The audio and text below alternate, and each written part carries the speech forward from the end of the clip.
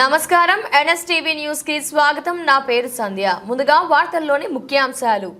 నిర్మల్ పట్టణంలోని మినీ ఎన్టీఆర్ స్టేడియంలో జిల్లా యంత్రాంగం ఆధ్వర్యంలో నిర్వహిస్తున్న నిర్మల్ ఉత్సవాలు సాంస్కృతిక వైభవంతో కలకలలాడుతున్నాయి.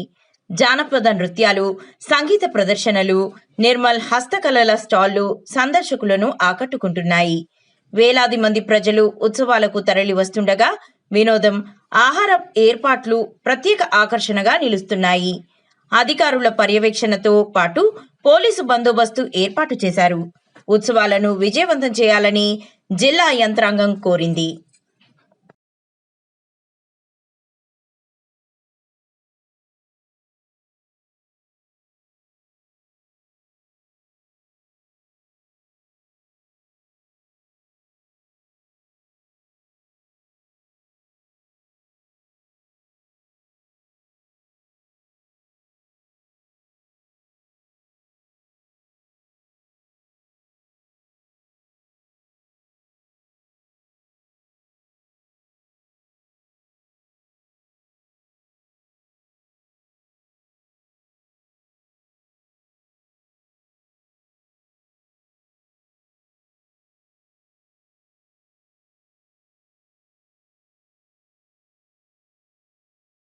దిలావర్ ఖాన్ పేరు మీద దిలాపూర్ కా పేరు వస్తుంది.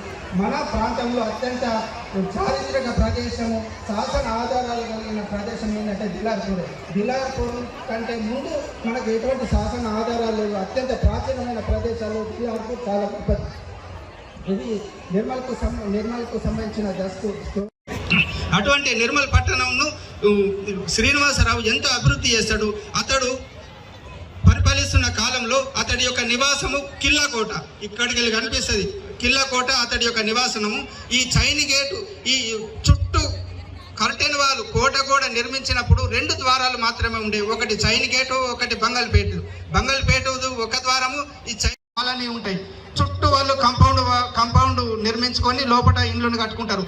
నిర్మల్ కూడా 275 సంవత్సరాల క్రితం నిర్మల్ కూడా గేటెడ్ కమ్యూనిటీ లాగానే గేటెడ్ కాలనీ టౌన్ అవి. ఇది చుట్టూ కందకం ఉన్నది.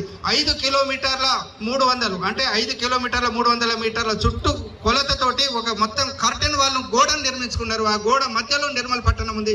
దాని పక్కకు కందకం ఉంటుంది. 8 కిలోమీటర్ల కందకం ఉన్నది. అటు కందకము ఇటు ఎత్తైన గోడ మధ్యలో నిర్మల్ నిర్మించుకున్నారంటే అది ఎంత పటిష్టంగా